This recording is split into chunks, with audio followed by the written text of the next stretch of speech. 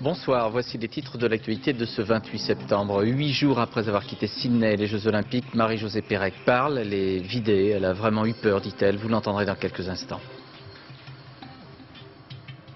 La grève à la SNCF a été très suivie. Les syndicats se sont rassemblés pour exiger de nouvelles négociations sur les salaires, embouteillage dans les grandes villes, grosses difficultés de circulation un peu partout. Les usagers ont beaucoup attendu. Au Danemark, selon les dernières estimations, le non à l'entrée dans la zone euro l'emporterait. Ouverture demain du mondial de l'automobile, mythologie et nouveauté de ce salon 2000. Au Châtelet à Paris, début de la saison lyrique avec la belle Hélène d'Offenbach. C'est une femme vidée, comme anéantie, que vous allez entendre. Marie-Josée Pérec, triple championne olympique, s'était enfuie il y a 8 jours de Sydney. Elle a décidé de répondre aux questions de Pierre Sled avec Pascal Feyot. Cette athlète hors du commun, qui depuis 3 ans s'était battue pour revenir au premier plan, a craqué et ne sait toujours pas très bien comment l'expliquer. Elle cherche ses mots, parle de sa peur, de la traque qu'elle estime avoir subie en Australie et n'ose rien dire sur son avenir. De mon parking, il y a eu des menaces ou des gens qui m'ont dit les accidents ça arrive.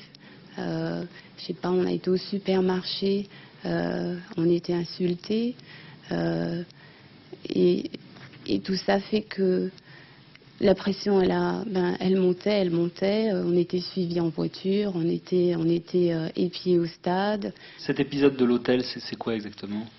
Le matin, je me suis réveillée. Il y a des gens qui m'ont demandé si je voulais le service de l'hôtel. J'ai donc dit que je n'en voulais pas. Et évidemment, on m'a dit que j'avais un paquet, donc j'ai ouvert la porte et il y a quelqu'un qui a forcé la porte et qui voulait rentrer. C'est un homme? Oui. Et j'ai repoussé la porte et je sais pas, je me suis demandé qu'est-ce que je vivais, jusqu'où ça irait, est-ce que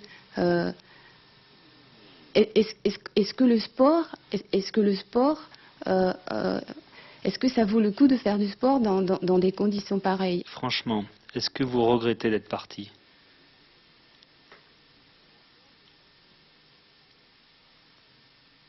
Je dirais je regrette. D'un côté, je regrette parce que je dirais c'est la première fois de toute ma carrière que j'ai autant donné, que j'ai travaillé vraiment très très dur. Je ne dirais pas qu'avant je l'ai pas fait, mais vraiment cette fois j'avais mis le paquet et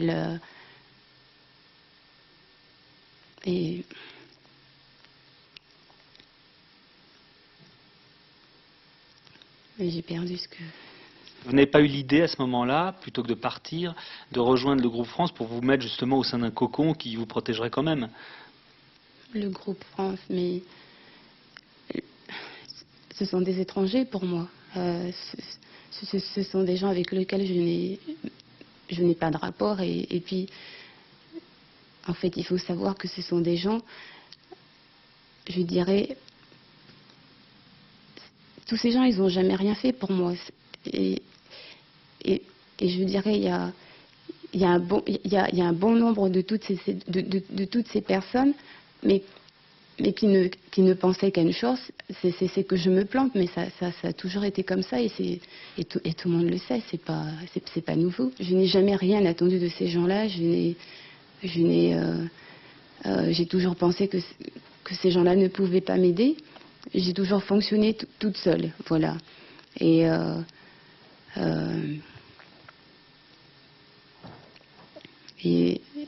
c'est vrai, enfin, je sais pas moi.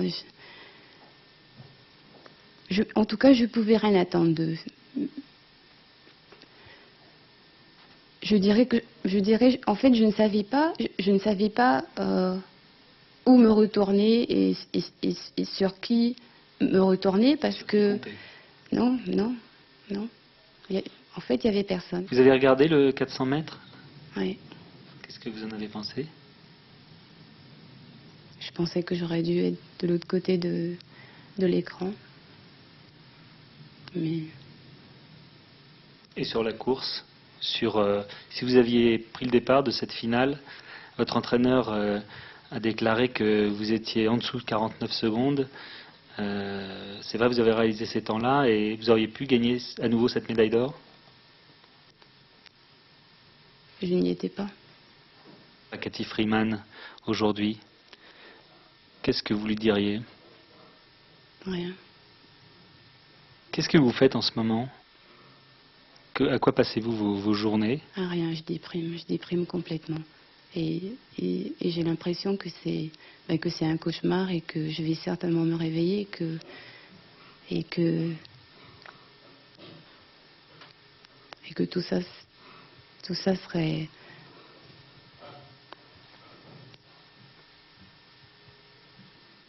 Est-ce que la championne va s'en sortir? Sincèrement, si je suis obligée de répondre aujourd'hui, je dirais qu'on ne me verra plus courir. Et donc c'est pour ça que je préfère ne pas prendre cette décision maintenant. Grande pagaille un peu partout en France dans les gares. Les trains faisaient défaut. Conséquence, les embouteillages automobiles ont été nombreux. La grève lancée par la quasi-totalité des fédérations de cheminots pour réclamer une hausse des salaires a été très forte. Les grandes lignes, comme les transports régionaux, ont subi beaucoup de perturbations tout au long de cette journée. Reportage Peggy Leroy et David Boéry. Angers à 18h45. Mais direction de Nantes en passant par Le Mans, Sablé. Aujourd'hui, c'était le sport national. Trouver les horaires des rares trains au départ dans toutes les gares françaises. Des perturbations importantes sur tout le réseau et pendant toute la journée. C'était prévu au moins ce matin. Mais là, ce soir, il y a un train de supprimer, donc on est obligé de faire avec. Et on va se retrouver dans un train inondé. À cette heure-là, je pense que sur la route, ça va pas être terrible. Quitte à attendre une heure. Bah oui, tant pis. On boira l'apéro en rentrant. La course au train a commencé très tôt ce matin. Un TGV sur 3 a circulé aujourd'hui, un train sur 4 pour le réseau régional. Avertis, beaucoup d'usagers ont décidé de s'offrir une journée sous la couette. Les plus courageux ont fait marcher le système D. Dans certains cas, la gare devient tout simplement un point de rendez-vous. Nous avons pris une voiture et on s'arrange à 5 personnes. On attend le 5e d'ailleurs. À la SNCF aussi, on s'organise. Un service de bus a été mis en place sur tous les trajets non desservis par les trains régionaux. Dans la région lyonnaise, comme sur l'ensemble du territoire, seulement 30% du trafic a été assuré. Une grève massive qui montre la force de mobilisation des syndicats. Objectif, impressionner la direction à quelques jours des négociations salariales. Nous avons des salaires d'embauche qui sont relativement bas à l'heure actuelle et je crois qu'il est grand temps que les cheminots profitent de leur travail et profitent de cette croissance que connaît l'entreprise à l'heure actuelle. Hausse du trafic, redressement financier, la SNCF va mieux. Mais pour la direction, il y a encore de gros efforts à faire. Au moment où la SNCF sort du déclin, au moment où on se tourne vers le développement, on ne peut pas tout consacrer au salaire. Il faut qu'une partie des ressources aille vers la préparation de l'avenir, aussi bien sur l'emploi que sur les achats de locomotives ou de trains dont on manque aujourd'hui. Certains sont restés optimistes jusqu'à acheter un billet un jour de grève. On avait espoir d'avoir un train oui, une place non. La place assise, c'est pour demain. Retour progressif à la normale sur tout le réseau à partir de 8 h. Alors cette grève des cheminots marque également le début d'actions syndicales plus larges pour revendiquer les hausses salariales.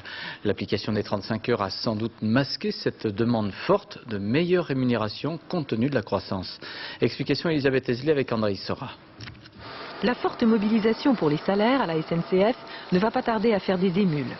Dès mardi prochain, le personnel d'EDF sera en grève, insatisfait des 0,9% d'augmentation proposée par la direction. Dans le secteur automobile, chez Renault, les syndicats demandent la réouverture des négociations salariales. Chez Peugeot, ils veulent une prime de 4 000 francs à la fin de l'année. Remous aussi du côté des banques, parce qu'il n'y a eu aucune augmentation générale depuis 4 ans, alors que les entreprises ont engrangé de gros bénéfices ces derniers mois. Enfin, dans la restauration et l'hôtellerie, beaucoup de grèves ont eu lieu depuis début septembre pour obtenir des primes. Depuis que la baisse du chômage a rendu la question de l'emploi moins cruciale, l'offensive porte sur les salaires et leurs inégalités. Les gens qui sont avec des faibles niveaux de qualification ou des niveaux de qualification traditionnels, ceux-là, leur salaire n'augmente pas. Mais par contre, tous ceux qui sont dans des qualifications qu'on a du mal à trouver sur le marché du travail, par exemple dans le domaine de l'informatique, ces gens-là, au contraire, obtiennent des salaires élevés pour beaucoup. Et donc, il y a une augmentation actuelle de l'éventail des salaires qui conduit évidemment les bas salaires à protester.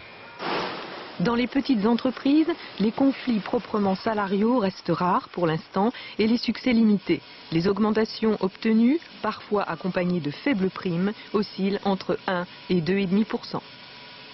En plein remous sur les affaires des HLM de la ville de Paris, en plein débat sur les financements occultes des partis politiques, les parlementaires RPR sont réunis au Croisic en Loire-Atlantique. Si le mot amnistie est rejeté, celui de repentance, suggéré par Philippe Séguin, n'a guère enthousiasmé les gaullistes. Reportage Jean-Baptiste Prédaly, Olivier Robert. Monsieur Debré, non, mais qu'est-ce que Monsieur Debré a voulu avoir votre réaction. Philippe Séguin parle d'une repentance générale dans le Jean-Louis, voilà. Ça va? En plus des affaires, il y a les mots. Et celui de repentance prononcé par Philippe Séguin a semé le trouble et provoqué bien des apartés aux journées parlementaires du RPR. Pourtant, ce matin, sur les plages du Croisic, récemment touchées par la marée noire, on s'efforçait de montrer que la page du débat sur l'amnistie était tournée au RPR. Dans la coulisse, des conseillers de l'Élysée, comme Jérôme Monod, passaient les consignes. À la tribune, sur la gestion politique des affaires, Jean-Louis Debré fixait la ligne. Nous envisagerions d'avoir recours à une loi d'amnistie. Un tel projet est sans fondement ici comme ailleurs. Cette question n'a jamais été évoquée. Le message est clair, il vient surtout d'un proche de Jacques Chirac. Il ne faut donc plus parler d'amnistie au RPR, alors sur les affaires, on pratique la langue de bois.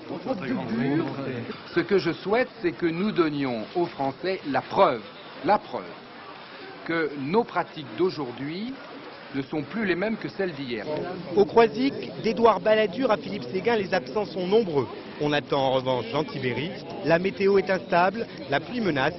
C'est un temps morose, comme le RPR ces jours-ci. Et aux journées parlementaires de l'UDF à Lambersart dans le Nord, François Bayrou a évoqué un besoin vital de renouvellement et dénoncé une crise politique profonde. Quant à Henri Emmanuelli, le député socialiste venu chez les Verts pour un rassemblement en Eure-et-Loire, il a rejeté toute amnistie, rappelant le prix qu'il a lui-même payé dans un même dossier de financement délictueux du PS. Les Verts n'ont pas eu beaucoup l'occasion d'en débattre.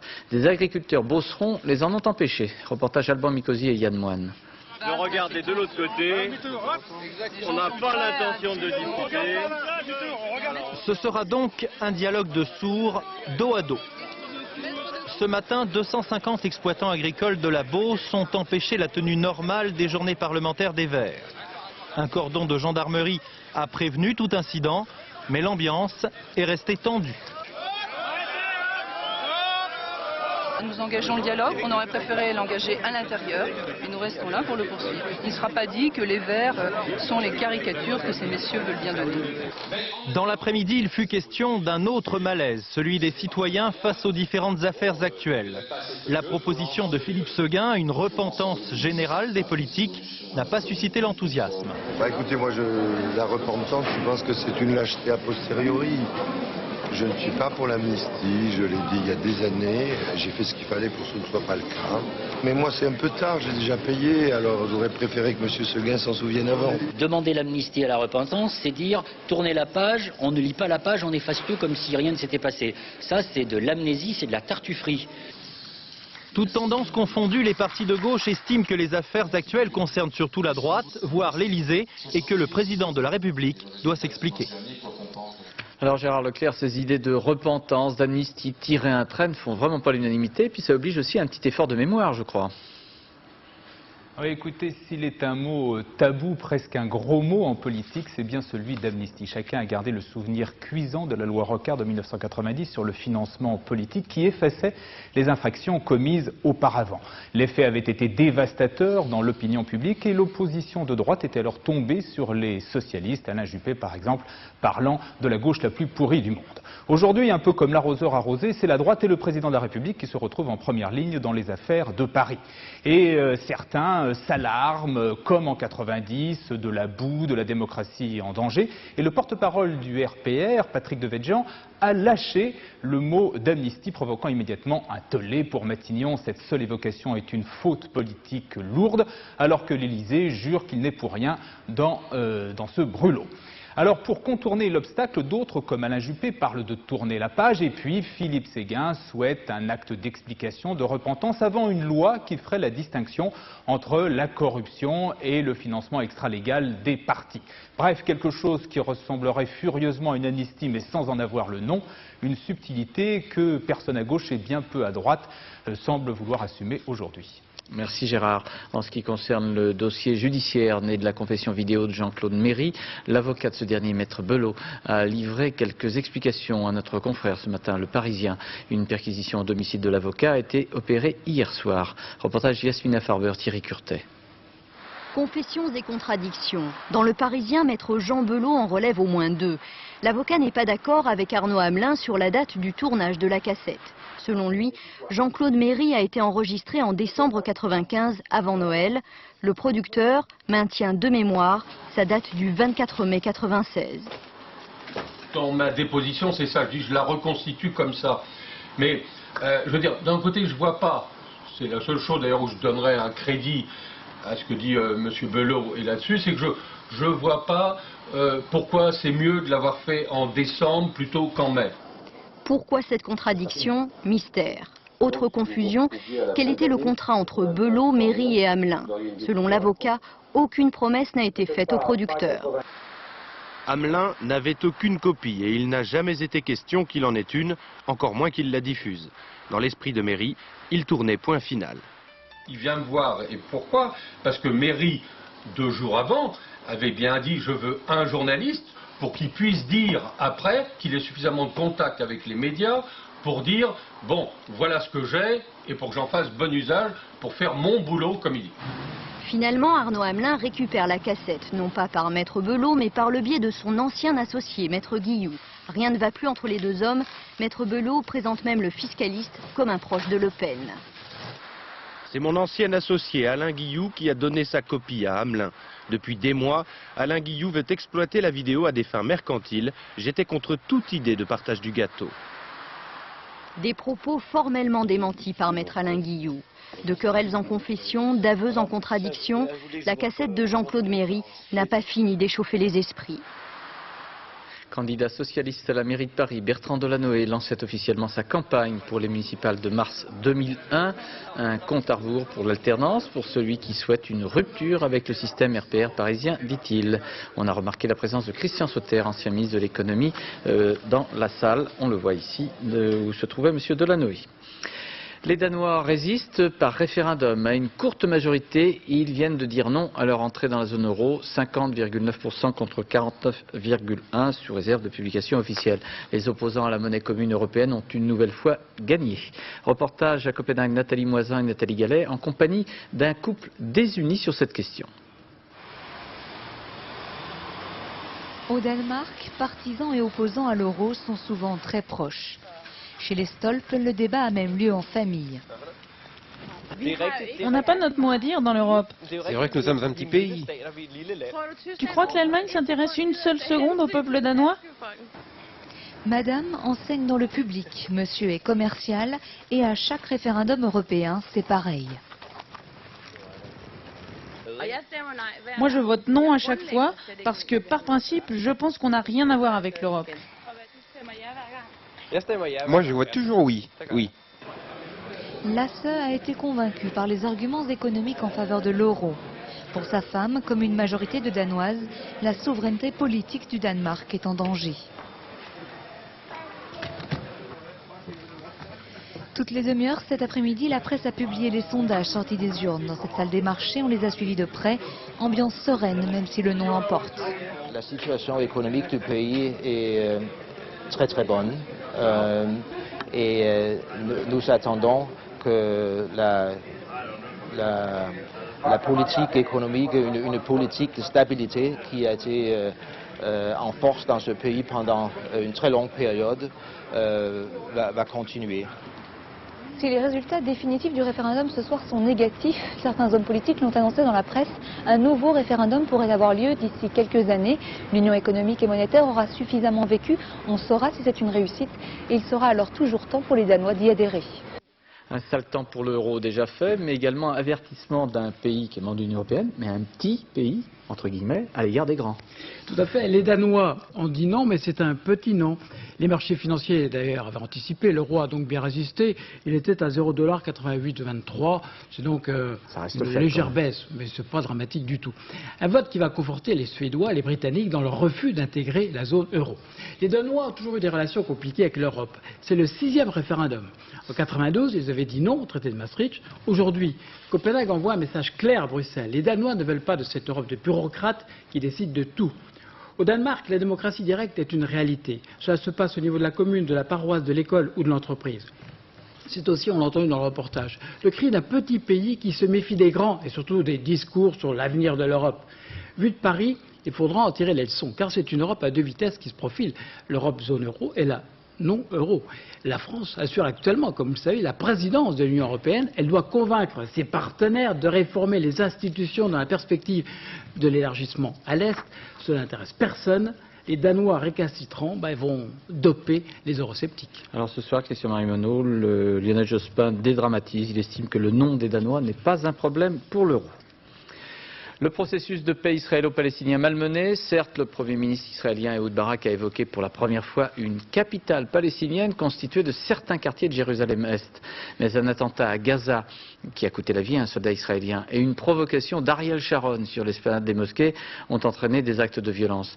Yasser Arafat appelait ce soir à la mobilisation du monde arabe et islamique. Correspondant Charles Anderlin avec Monsieur Herman.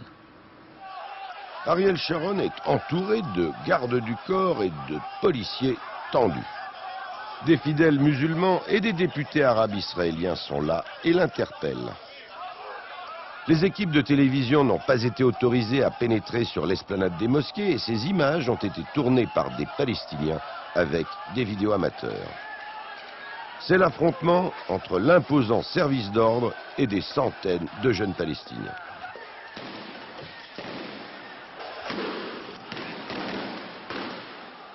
Il n'y a que des blessés légers, une vingtaine de policiers et 10 manifestants. La conclusion de M. Sharon. Je suis venu avec un message de paix. Je crois que nous pouvons vivre avec les Palestiniens. Je suis venu voir ce qu'il se passe sur le lieu le plus sacré du judaïsme. Ce n'était pas une provocation. La provocation venait de l'autre côté.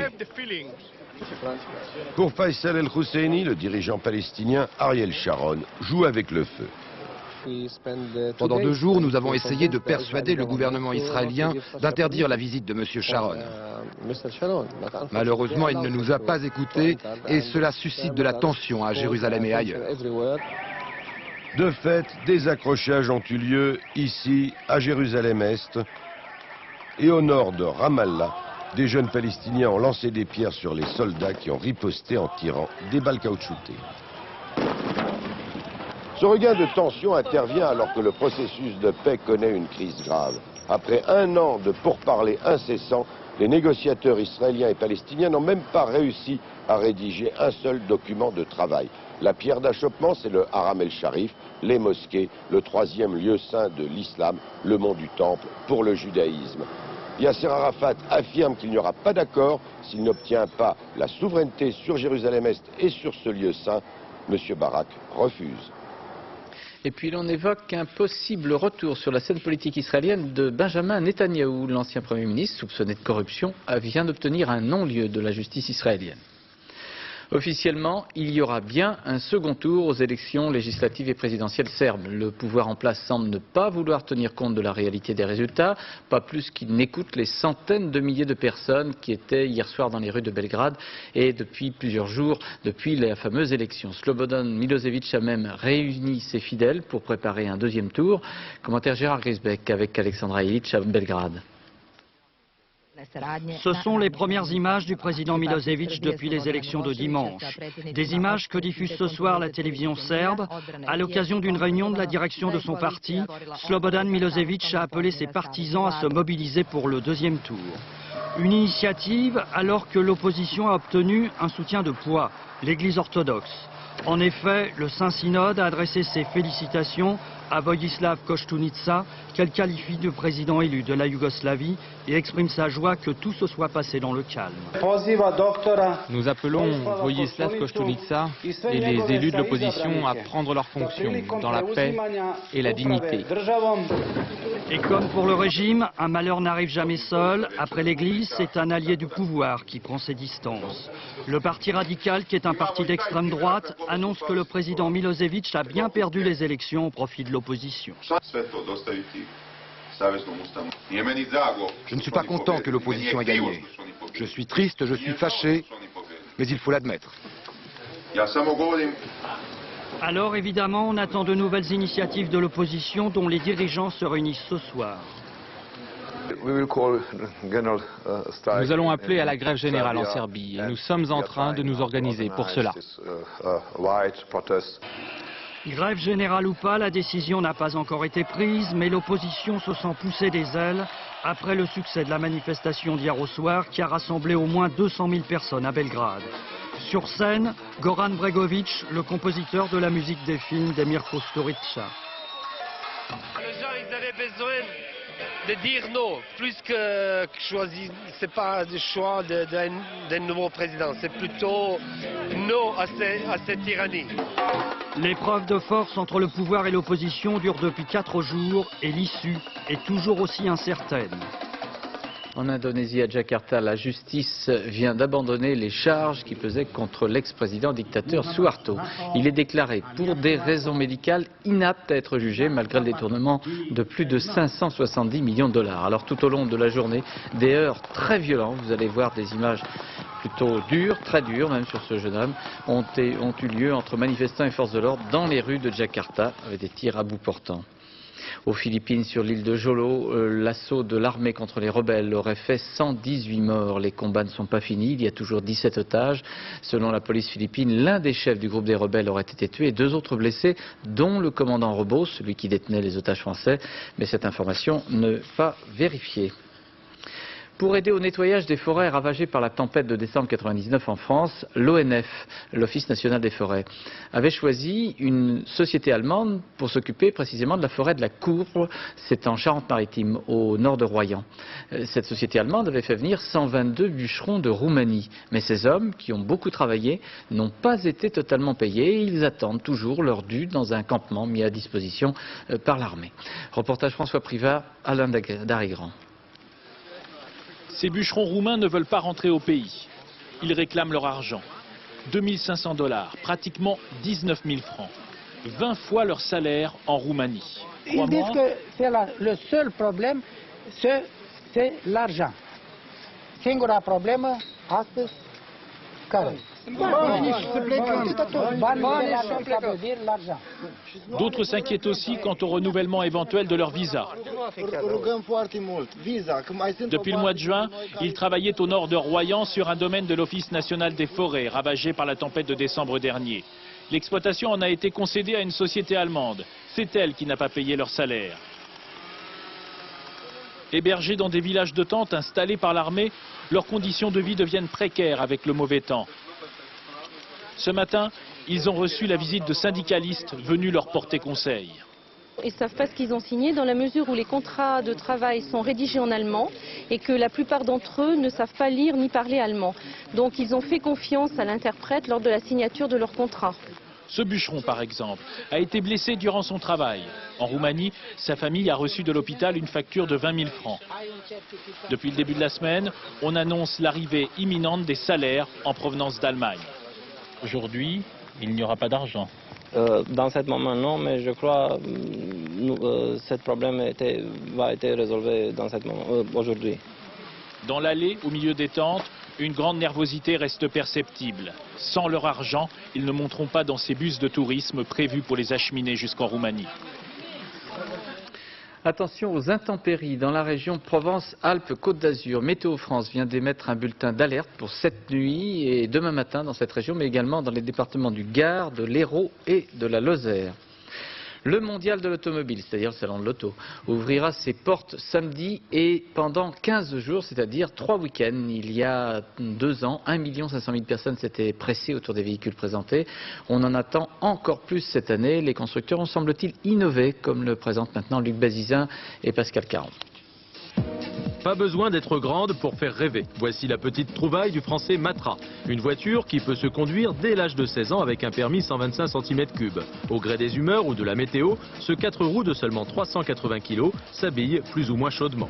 Encore plus exotique et loin de la réalité, cet engin cubique symbolise lui la convivialité en ville entre automobilistes et piétons. Un défi difficile à réaliser. Et pourtant, à l'arrière, 2 sièges accueillent des passagers qui n'ont rien en commun avec le conducteur, sauf d'aller dans la même direction. Le vendeur de rêve hors de prix, c'est l'italien Pininfarina, une spécialité qui dure depuis 70 ans. Et pour célébrer cet anniversaire qui marque un long mariage entre le designer et Ferrari, voici Rossa, un prototype extrapolé de la 550 Maranello. L'idée du haut de gamme gagne aussi Citroën qui a grandi sa berline familiale, la C5. Ce constructeur s'est toujours distingué par ses suspensions et cette fois la voiture varie seule de hauteur en fonction de l'état de la route et aussi de la façon de conduire. Pour la concurrencer, Renault présente la Laguna 2 qui démarre sans clé mais avec une carte, un moyen de limiter les vols de voitures.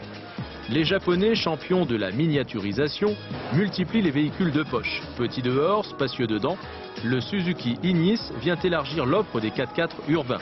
Au royaume de la robotisation, rien ne semble superflu pour attirer encore davantage de clients dans un marché pourtant en permanente progression. Je vous souhaite un excellent moment sur notre stand. Au revoir. Du sport à présent avec les Jeux Olympiques de Sydney. En athlétisme, la surprise est venue du 200 mètres messieurs. Le grec Kanteris a battu les favoris comme le Trinidadien Ato Boldon. Aux 200 mètres femmes, en revanche, l'américaine Marion Jones, vous allez le voir, fut bien au rendez-vous de la médaille d'or. C'est sa deuxième. Elle a plutôt tranquillement dominé la course. Elle compte bien gagner aussi, je crois, le saut en longueur, le 4x100 et 4x400. Ça ferait 5 au total. Pour l'instant, on en a que 2.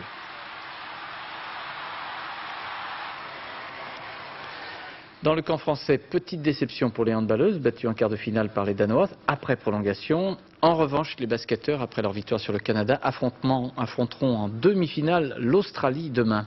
Commentaire Christelle Bertrand avec Frédéric Pasquette. L'air australien fait du bien au basket français.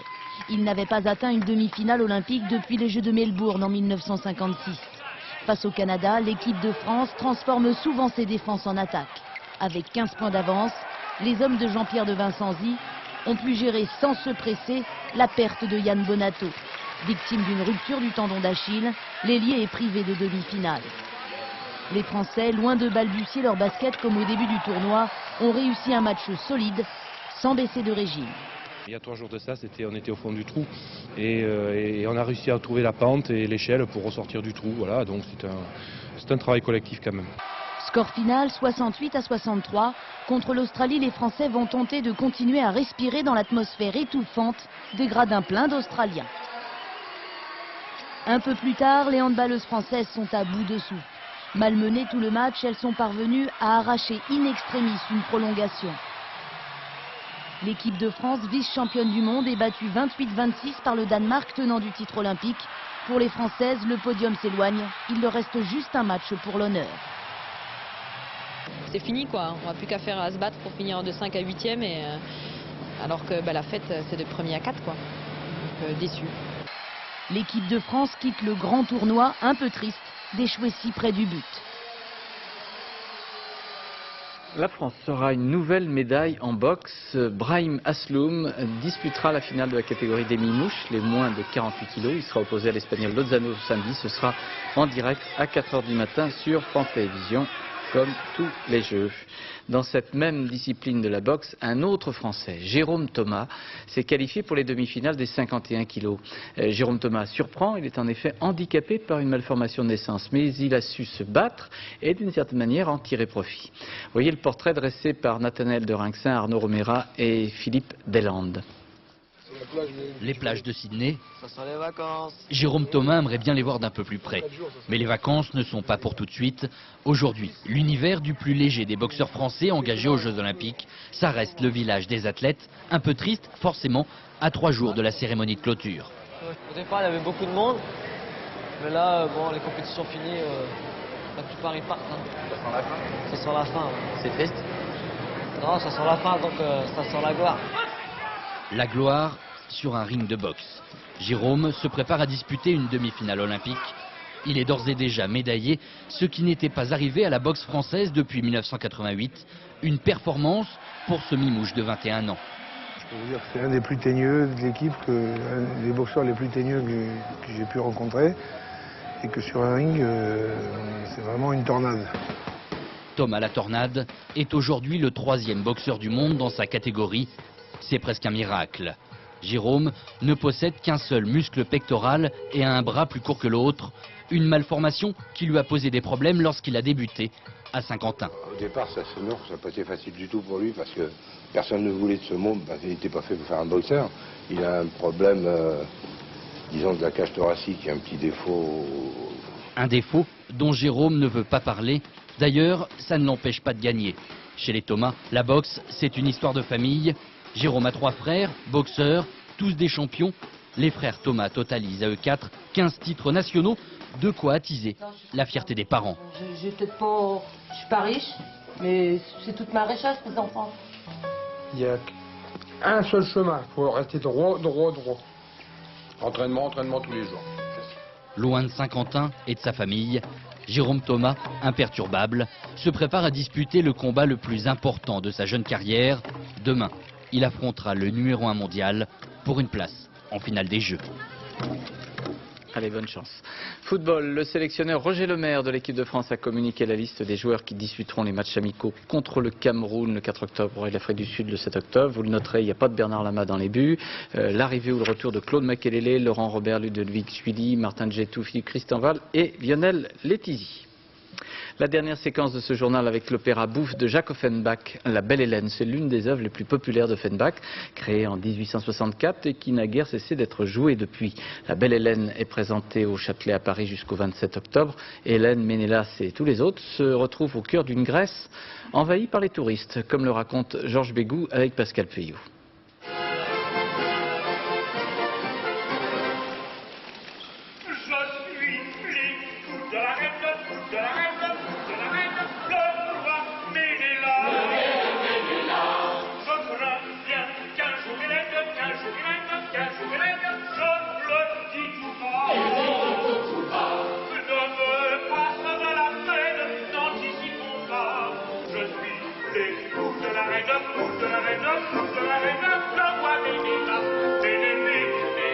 Et ben voilà, son problème c'est d'avoir épousé la trop bouillante Hélène de Troie.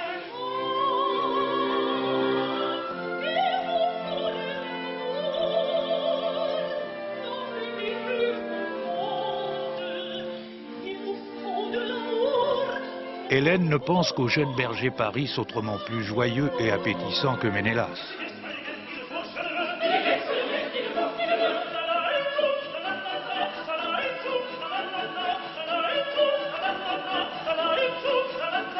Je crois que c'est quelqu'un de jovial, de souriant, de décidé, de volontaire. Il sait qu'il est là pour obtenir exactement ce qu'il veut et qu'il l'obtiendra.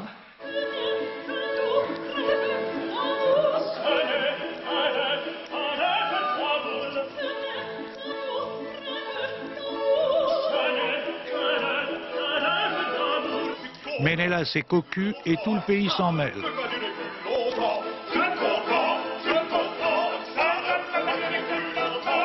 C'est un rôle formidable à jouer, à chanter. Et puis, je me trouve au milieu d'un groupe de jeunes extraordinaires, et c'est absolument merveilleux, et je retrouve ma jeunesse.